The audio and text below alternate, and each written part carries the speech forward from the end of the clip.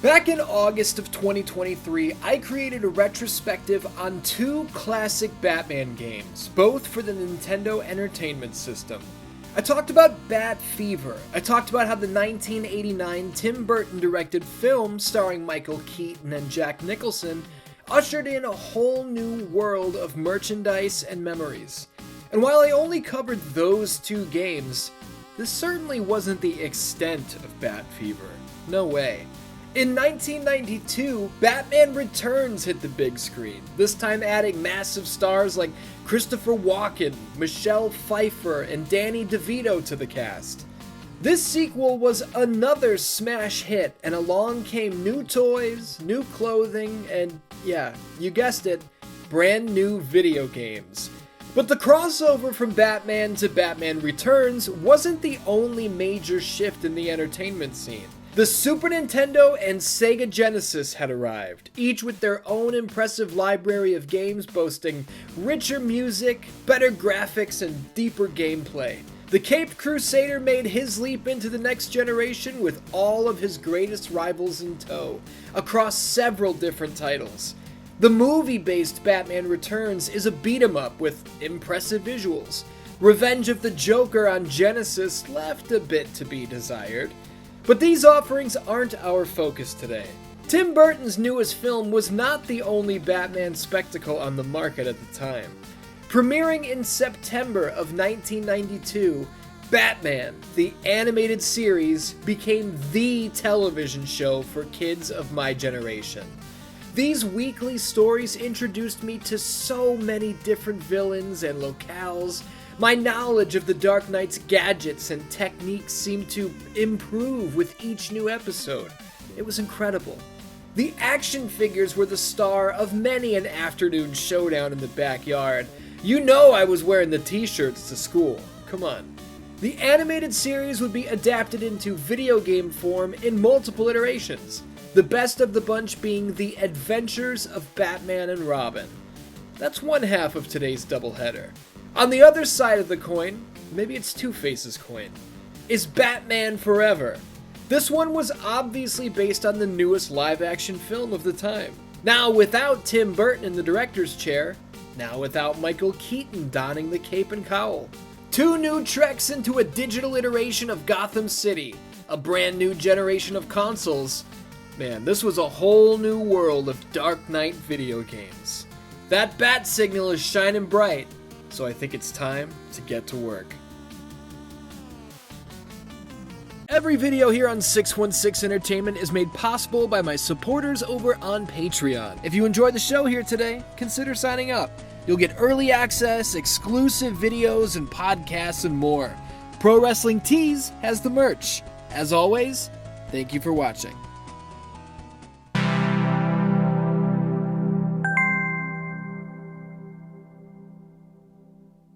I think it goes without saying that Batman, the animated series, is one of the single greatest pieces of Batman material ever created.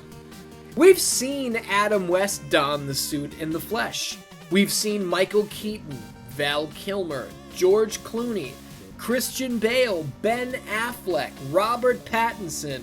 We've seen all of these fantastic A-list actors battle it out on the streets of Gotham City in live action. There's a connection there. Seeing an actual person rock the cape, it's an easy thing to be drawn into, no matter how cheesy or comedic or emotionally powerful the content at hand is. The pages of the comics are fantastic, but there's no voice. There's no distinct, familiar face to link in your mind.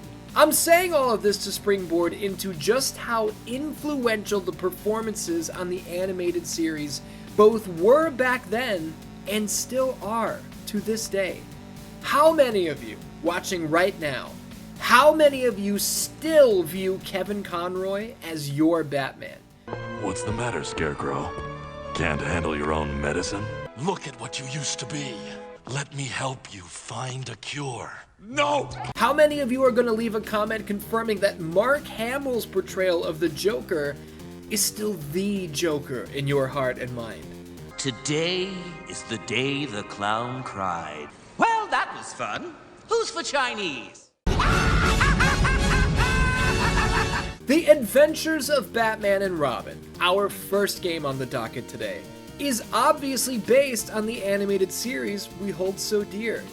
Releasing on both Super Nintendo and Sega Genesis meant that it didn't matter which console was hooked up to your television. You were good to go. But, do you remember the last Batman retrospective? Do you remember what I said about different versions of games?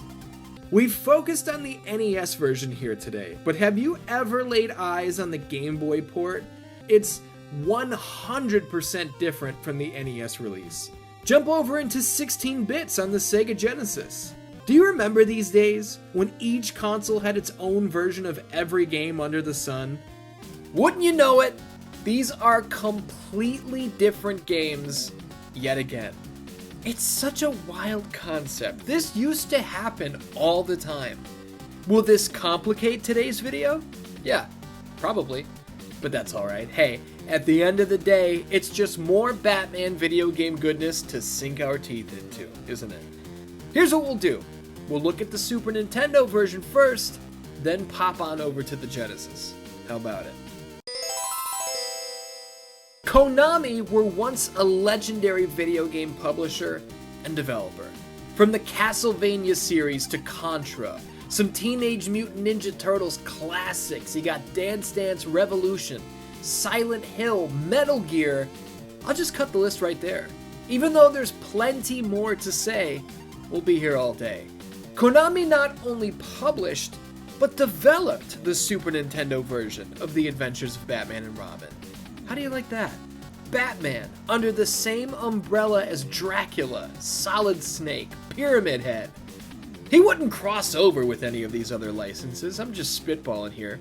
But it was a cool moment in time. Actually, come to think of it, The Dark Knight would eventually star in a comic series alongside the Ninja Turtles. A series that would soon after be adapted into an animated feature. It had nothing to do with Konami, but it did happen. Batman would fight Dracula in the comics and in an animated movie. It wasn't Castlevania's Dracula, but it did happen. The Dark Knight would never make his way into Silent Hill, but he did find himself duking it out with Scorpion and Sub-Zero under the Mortal Kombat banner. Wait, how the hell did I get so far off track already? Sorry, let's focus. You'll find over the course of covering these games that presentation is key. Holy hell, do these games do a fantastic job in capturing and recreating the aesthetic of the cartoon. The visuals of the show, with the iconic character designs of Bruce Timm and the environments of Eric Radomski. This was not an easy style to recreate. It was Radomski who put in the order that all of the architecture and backdrops must be created by using light-colored paints over black paper. This aesthetic would be nicknamed Dark Deco by the producers, and, I mean, look at Konami's video game adaptation of it. I feel like they nailed it, which is amazing. Every level opens with a title card that also looks like it was pulled straight from the TV show, with the boss of that stage carrying the theme of the card. Though the game is called The Adventures of Batman and Robin, here on the Super Nintendo, there is no option to play as the Boy Wonder. He's around, he appears in a few cutscenes, and oftentimes helps Batman lay out a game plan, but you won't be suiting up in his classic red and green outfit. The world's greatest detective is known for his inability to lose as long as he has time to prepare, right? If we're booking Batman versus Superman right here, right now, Superman smokes him. Bruce has no chance. But if you tell Batman, hey, you're gonna have to fight Superman, Goku, Thanos, Shao Kahn, and Roman Reigns all at the same time, and we'll give you an hour to get your act together, Batman wipes them. All of them. That's the joke, right? Batman with prep time. Konami understood the assignment. Before every level, you'll be presented with an entire warehouse worth of Bat gadgets. And it's important to be tactical. You don't want to bring the entire war chest because then it takes longer to cycle through which tools you need. Against the guards in Poison Ivy's stage, you'll want the spray to incapacitate them. In the hotel where Penguin cuts the power, the flashlight is your only lifeline to knowing where the bombs are hidden on the floor. You're getting a look now at how varied the environments are from stage to stage. In the opening level, we're trashing goons on the street of Gotham City, before heading into Joker and Harley's weird and wacky funhouse. The shift in colors could not possibly be more drastic. And after dealing with this titanic nutcracker sub-boss, Batman finds himself face to face with the clown prince of crime. Whoa, we're fighting the Joker hand to hand already? No, what, you thought that was it? Strap in for a high-speed chase spread across 2 roller coasters in a theme park. This looks so good, and it reminds me of their battle from the 1993 movie, Mask of the Phantasm. Quick correction, ignore the fact that I'm very sick. This was an episode of the animated series. They did go to a theme park in Mask of the Phantasm, but I was confusing it for this specific scene from the show. The perspective switches are tremendous, and this is only the first real boss. Poison Ivy's monstrous plant is cool as hell. Penguin's attack chopper is exhilarating, and oh my god, chasing Catwoman across the Gotham rooftops before engaging in a fight while free-falling is insane. The variety of these boss battles, both visually and stylistically, is worthy of applause. Though that's not to say the game is without its problems. In level 3, where Penguin is holding hostages in the hotel, it sucks having to go from floor to floor, searching every single room for where the hostages are. It's difficult to keep track of what's happening and where it's happening. If you brought too many gadgets with you, which you will on your first try because you don't know any better, cycling to the flashlight and the key card is a pain in the asshole. It might seem cool to drive the Batmobile on these levels. Hell, even looking back at this footage, it does look cool. But it's not. It's garbage. The driving controls are my balls, man. Grazing a curb or just tapping a corner will bring your vehicle to a dead stop. And there is less than 1 second to spare on this time trial. If you make even one mistake, you're better off just starting over because you're done. This sucks. The side-scrolling, beat-em-up gameplay, you know, the very few kicks and diving kicks and throws that you've seen, that's it. This is the extent of our arsenal when it comes to Melee. The roller coaster showdown with Joker is a visual spectacle, sure, but the amount of garbage that can hurt you during the ordeal feels not only unnecessary, but unfair. These objects here, whatever they are, aren't even on the same plane as Batman. They're in the background. They don't hurt the Joker. I mean, hell, they don't even touch him. So why do they hurt Batman? Unfair video game bullshit at its worst. I will say, though, the dialogue has seen its fair share of criticism for not exactly feeling like the words belong to the character speaking them. This doesn't really bother me. I've seen much worse, and the fact that the villains are cutting promos at all is a plus to me. And with that, we're back to presentation again. And like I stated at the top, that's this game's greatest strength. The clay face fight. Are you kidding me? The Mode 7 graphics during the Man-Bat battle? Come on, Dan-Dans. Konami were not playing around, and they did a fine job, in my opinion. But as I stated earlier, Super Nintendo wasn't the only game in town. The Sega Genesis version had big shoes to fill. Can it possibly live up to its competition? If this intro cinematic is any indication, I would say yes, it can. The characters somehow look even better, practically identical to their TV counterparts.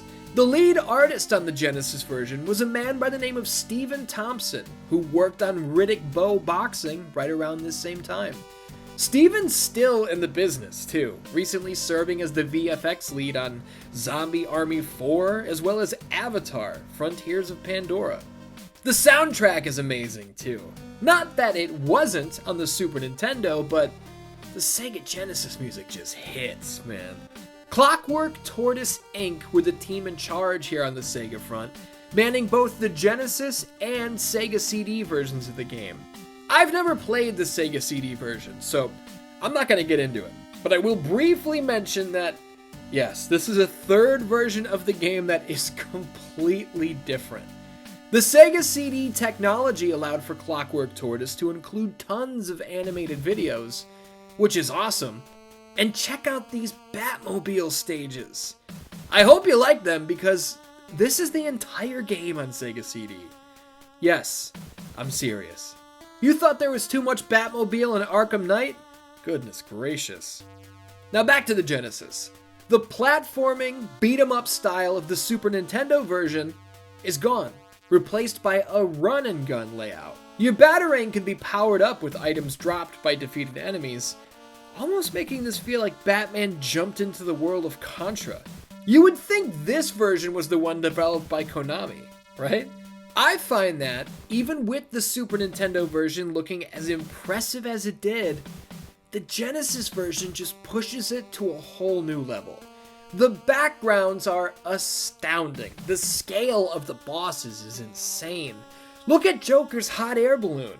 Mad Hatter's Cheshire Cat boss fight is out of control. Even the standard enemies pack a graphically impressive punch. If you've ever wanted to fly the Batwing, you're in luck, as this game will have you soaring high over the skyscrapers of Gotham City, culminating in a battle with this giant mecha ship. Maybe you've noticed some Robin footage in there as well, and yeah, Robin is now fully playable, both in single player and multiplayer. Yeah, the Genesis version supports 2 players. I mean, the game is called The Adventures of Batman and Robin, isn't it?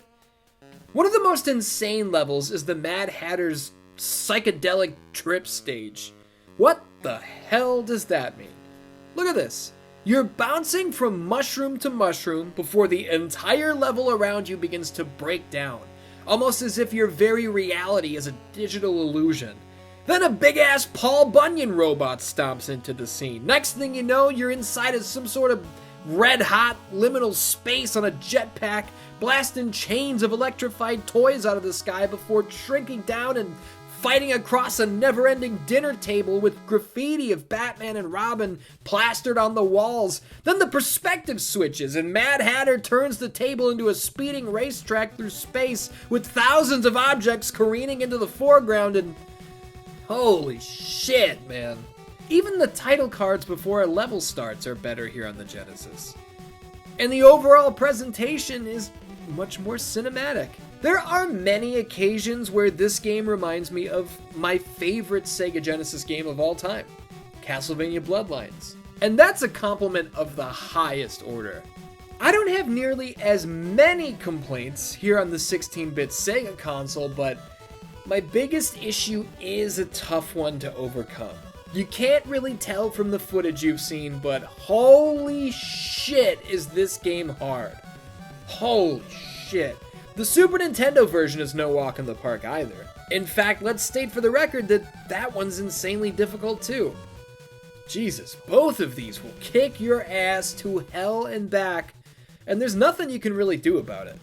Back in 2017, in Season 2 of Let's Play Friday, I uploaded a video of myself and the artist playing this game, and both of us together couldn't get past the first level. Harley Quinn chewed us up and spit us out like we were nothing. With a little bit of practice, I was able to get through the majority of the levels, but to be absolutely clear, some of the holes where I don't have my own footage due to my inability to beat a boss, I've been using footage from World of Long Plays. What a fantastic resource they are. Thanks, guys. The SNES version graced the cover of Nintendo Power in January of 1995. It reviewed well, earning very respectable scores in every category, though sales-wise, it never appeared in a top 10 list. The Sega Genesis iteration also reviewed well, though I have no idea how this one sold either. When I was younger, I rented the Genesis version from the video store multiple times, though I don't think I was ever able to get past the first level. That was one of the biggest downfalls of games back then. I think we all appreciate a certain level of difficulty. It's no fun if you can just sleepwalk through an entire game, right? But this is a step over the line. It might be 2 steps over the line. It seems to me that the Super Nintendo version is the preferred release, but I'm partial to the Genesis port. I like the run and gun style that sometimes borders on bullet hell. I recommend both, but unfortunately for you Super Nintendo fans, this version carries a value of over $130 today. For that price? No. Stick to the Genesis, which you can get a copy of for around $25. That's a steal. The Adventures of Batman and Robin had a little something for everybody. The graphics and sound were absolutely stunning for their time, with both versions standing tall as some of the best looking games on their respective platforms, in my opinion. The Dark Knight's video games aren't always great, but these two make the cut. So the year at this point was 1995. Like I said earlier, the Caped Crusaders live-action movies were still large and in charge, but they were undergoing a drastic change. After Batman Returns came out even darker and scarier than the first film, causing McDonald's to pull their Happy Meal toys and the box office results to come in well below the original title, Warner Brothers decided to put all of that blame on director Tim Burton. I mean, it had to be somebody's fault, right? Certainly couldn't be theirs, even though they signed off on everything he did. Stepping in as the new director would be the man behind The Lost Boys and Falling Down, Joel Schumacher. Tim Burton's gothic, extremely unique depiction of Gotham City was out, replaced by a bright, neon-infused, borderline tech-noir aesthetic. Hell, if it were underwater, it would look almost exactly like Rapture from BioShock. Michael Keaton turned down the chance to don the cape and cowl for a third time, and that's when Val Kilmer landed the role. Why am I telling you all this? Because 1995's Batman Forever was a hit. It's not looked back on all that fondly today, a reputation which I personally don't really agree with. But with the film's success came plenty of merchandise. Merchandise which, as you might imagine, included a tie-in video game. Batman Forever, the video game, was developed by Probe Entertainment, a subsidiary of Acclaim. Acclaim have been featured on this channel a million times, whether it was for their WWF or ECW video games, the Legends of Wrestling series, whatever. Acclaim were once a major player in the industry, and that's putting it lightly. When it comes to Batman Forever, I'm going to do something I've never done before. I'm just going to play a piece of promotional material so you can see for yourself what we're dealing with here. I just want you all to get a feel for what was being promised with Batman Forever. This is what makes Batman Forever the blockbuster movie of the year.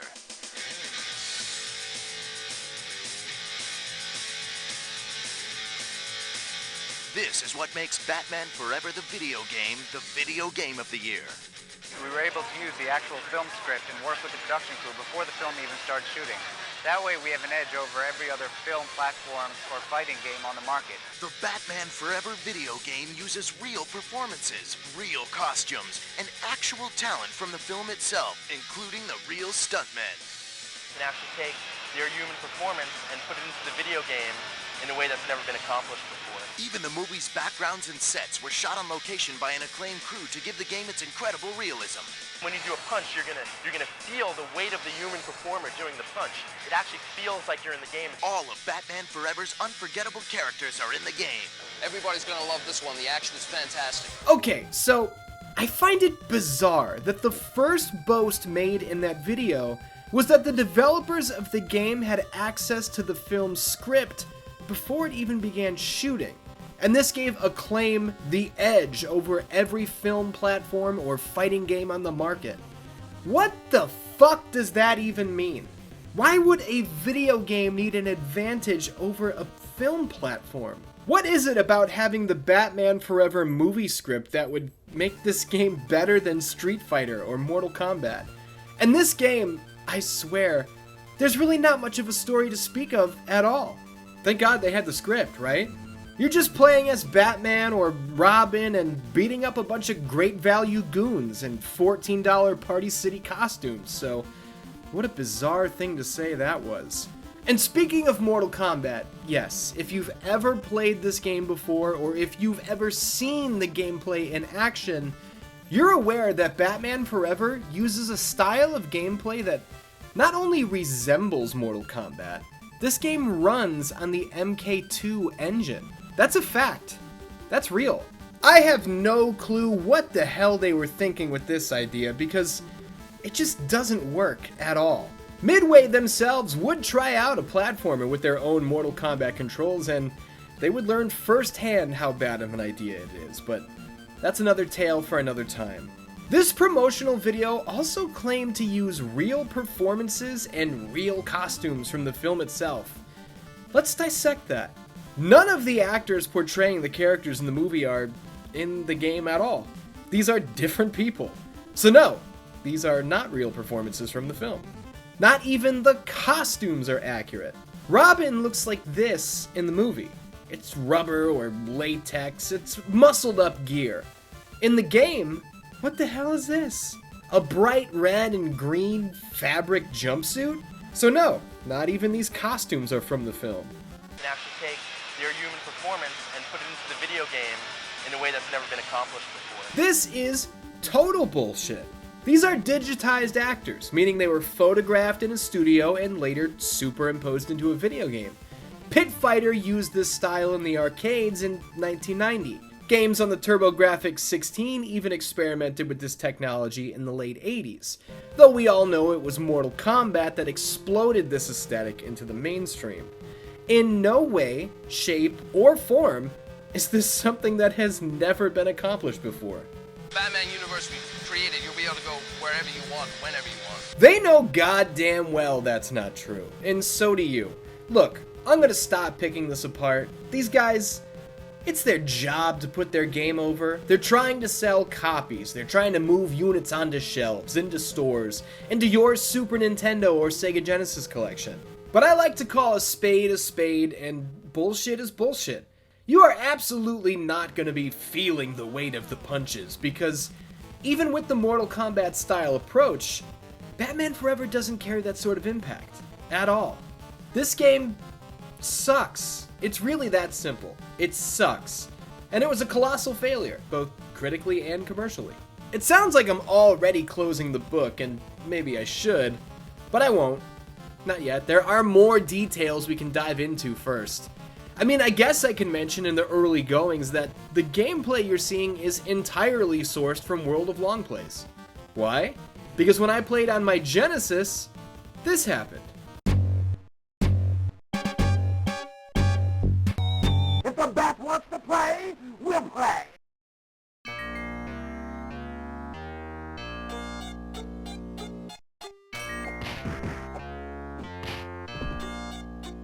And it is my Genesis Classic, to be specific, which I use to capture footage all the time.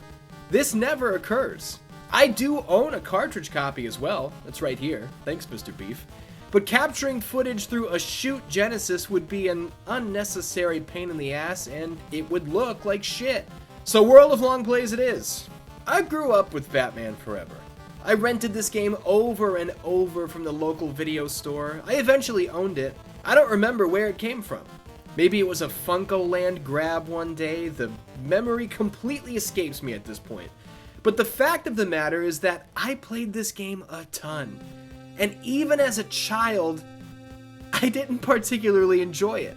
The overly complicated controls have been covered as often as the Mortal Kombat influences. And no one has done it better than everyone's favorite YouTube OG, the Angry Video Game Nerd. Let's all get nostalgic for a second. But if you press them both at the same time, you just jump. That's a good reason why the jump button should not be up. Why can't it be one of the fucking buttons? Having the fucking up button jump is fucking fucked up. It doesn't get any better than that. But honestly, that's how I felt when I was little. I never had any idea what the hell I was supposed to do. The simple A to B to C of each level is so stupid and cryptic. I don't know how they expected anyone, let alone little kids, to figure it out. And make no mistake, Batman Forever was for kids. They left Tim Burton behind. The Gothic City, the oozing mouth, burnt to a crisp villains were all left behind for bright colors and zingers. This movie and this game were for kids. Or, I guess they were supposed to be. The lead designer on Batman Forever was a man by the name of Nick Baines, who had previously worked on the Incredible Hulk video game, another one which I rented constantly, and he would eventually serve as game designer on the PlayStation Fantastic Four title. The soundtrack was composed by Tim Fallon, who also put together the music for WWF Warzone on the Game Boy. Why am I just floating development facts at you right now? Well, it's about all I can do to avoid being negative for a few seconds. I hate this game. I don't really think there's anything of merit here at all. The graphics are mostly hideous. There's too much bullshit in the foreground. Half the time you can't see what's going on. You can play as Batman or Robin, or Batman and Robin if you have a friend willing to play this garbage along with you. We still get the option to choose which gadgets to bring along on a mission, which, you better make sure you take the right type of goo. There are so many breakable walls and vent covers and everywhere you go, you'll feel like you have to throw bombs around to make sure you're not missing anything. It is bewildering to me that the Super Nintendo port of Batman Forever has to load. I have never seen this before. And I'm not saying it doesn't exist elsewhere, but to pretend that it's not highly irregular would be dishonest. And no, the Genesis and Super Nintendo versions are not completely different games. Thank God for that. I did learn in my research that the final boss, which is not the Riddler or Two-Face, but Big Riddle, a muscular, jacked up iteration of the Riddler.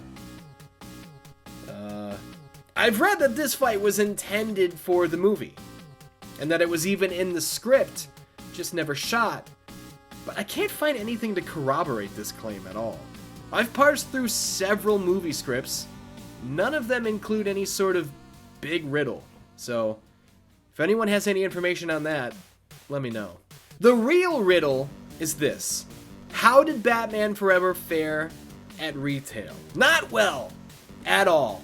As a matter of fact, the video game was considered a colossal failure, costing a ton of money to develop while selling far fewer copies than Acclaim had hoped for. And there's a lesson to be learned there. Just because you have a hot IP, just because you throw a bunch of cash at something, that doesn't make up for the final product being a piece of shit. And that's what Batman Forever is. That's what the video game is, to be clear. I maintain that the movie is really stupid, but actually a lot of fun, as long as you know what you're in for. It looks bad, it sounds bad, it feels bad, and it plays very poorly.